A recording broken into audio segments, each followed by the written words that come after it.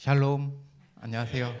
좀 많이 떨리는데 한번 인사해 주시면 다시 좋을 것 같습니다. 샬롬.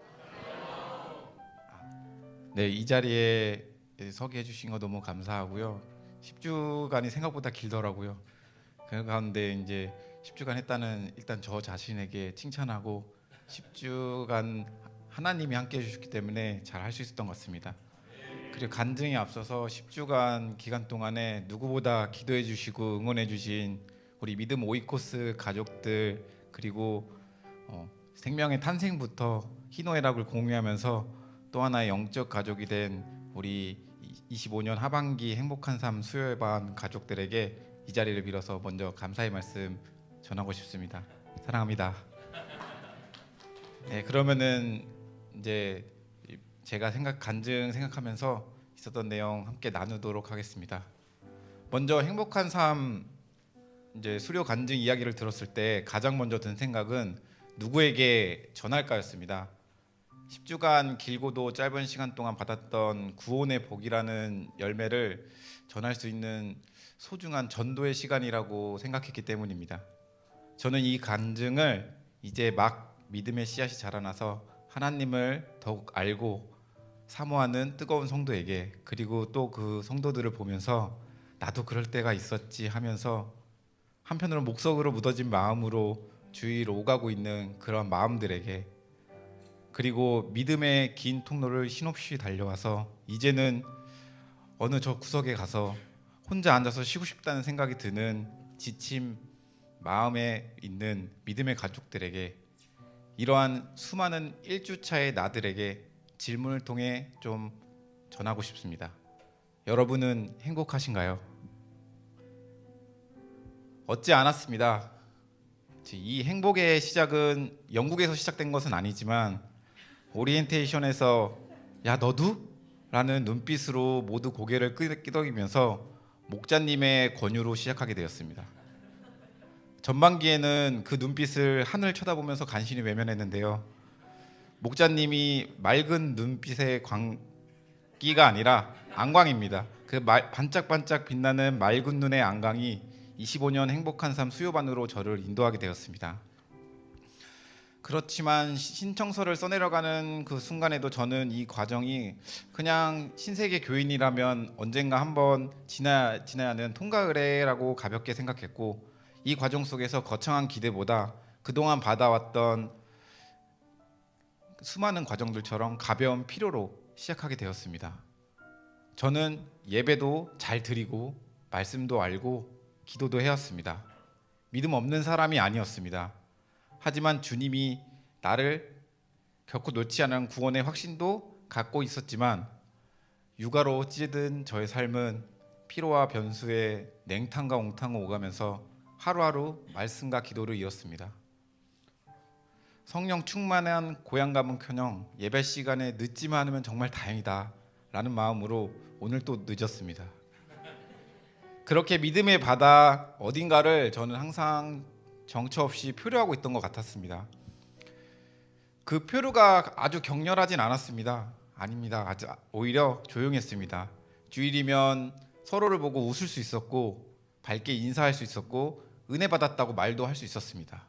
그런데 집에 돌아오면 마음 늘 부족했고 기도는 늘 미뤄졌으며 말씀은 언젠가부터 읽어야 되는 것이 되었고 예배는 언제나 놓치면 안 되는 것이 될 뿐이었습니다. 그렇게 저는 그때 이런 생각을 하고 있던 것 같았습니다. 상황이 지나면 행복해지겠지. 문제가 정리되면 감사가 오겠지. 마음의 여유가 좀 생기면 그때 가서 묵상하고 기도하자. 그런데 상황은 언제나 나아지지 않았고 문제는 끝이 없었고 마음은 흔들렸습니다. 흔들림이 반복될수록 제 신앙은 점점 더 가야지 해야지 라는 의무감으로 어느덧 열정은 사라지고 책임만 남았던 것 같습니다. 그러던 제게 행복한 삶 양육 과정은 설문과 같았습니다. 제 의지로 시작한 것도 아니었고 제 마음으로 간절하게 바란 것도 아니었지만 오이코스의 권유로 도전할 수 있었고, 그로 인해 곤두박질 치던 저의 마음은 우리 양육 과정에서 전화 기도를 통해서 위로받고 일어설 수 있었습니다. 그리고 무엇보다 말씀으로 한 주 한 주 어루만져 주시는 하나님에 대한 더 확신하는 믿음을 그저 받을 수 있었습니다. 10주간 지나오면서 저의 첫 간증은 우리가 그 자리에 가면 행복은 내가 아니라 받는 것이다 라는 것이었습니다. 마치 12월의 산타클로스의 선물처럼요. 하지만 전 얻고 받았습니다. 양육 과정 속에서 제 마음을 붙든 시간들이 있습니다. 구원받은 성도에게는 영적 권세가 있습니다. 이 정체성을 반복해서 들을 때 제 안에서는 설명할 수 없는 안도감이 올라왔습니다. 저는 늘 열심히 해야 인정받는 사람처럼 하나님 앞에 서 있었습니다. 그런데 하나님께서는 너는 이미 내 아들이다 라고 말씀하셨습니다. 그때부터 기도가 달라졌습니다. 이전의 기도는 혹시나 내가 이기적인 마음으로 나의 유익만을 구할까 두려운 마음이 항상 있던 것 같았습니다. 그런데 이제는 숨을 내쉬듯 이렇게 기도하게 되었습니다. 주님, 오늘 자신이 없습니다. 오늘 또 너무 작아졌습니다. 주님, 하루한테 너무 화가 납니다. 이러한 솔직함이 제겐 큰 은혜였습니다. 구하고 받으라 라는 말씀도 새롭게 들렸습니다. 이제는 하나님이 제가 말하면 들어주실 것 같았습니다. 그리고 하나님께서는 구해서 자격을 갖추는 것이 아니라 구하라, 그럼 내가 주겠다라고 저에게 말씀하시는 것 같았습니다. 하나님의 자녀가 되는 권세, 그것은 하나님께 나아갈 수 있는 권세이자 다시 시작할 수 있는 권세, 넘어져도 돌아올 수 있는 권세였습니다. 그를 통해 무엇보다 구원의 복이 선명해졌습니다. 구원은 제 컨디션에도, 제 성실함에도, 그리고 흔들리는 제 감정에도 기준이 있는 게 아니었습니다. 이제는 아버지에게 투정하는 자녀처럼 삶 속에서 소통하면서 예수 그리스도의 십자가의 은혜를 구하기를 사모하게 되었습니다. 하지만 달라지지 않았습니다. 솔직히 제 삶의 바깥 상황은 크게 달라지지 않았습니다. 10주간의 과정 속에서도 제 무릎은 언제나 너무 아팠고, 그리고 제 마음도 항상 무너져서 울면서 그 배우는 자리로 나갔던 것 같습니다.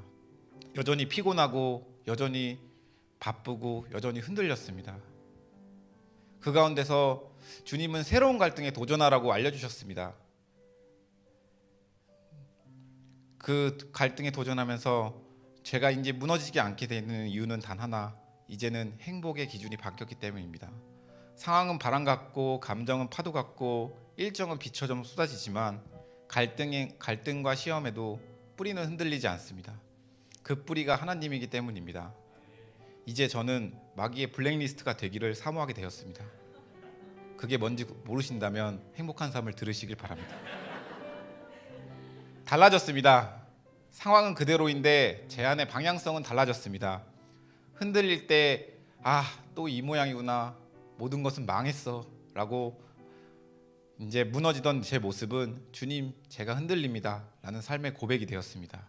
지칠 때 요즘 기도가 안 돼요 해서 멈추지 않고 주님 앞에 투정이라도 부려보려고 노력하게 되었습니다.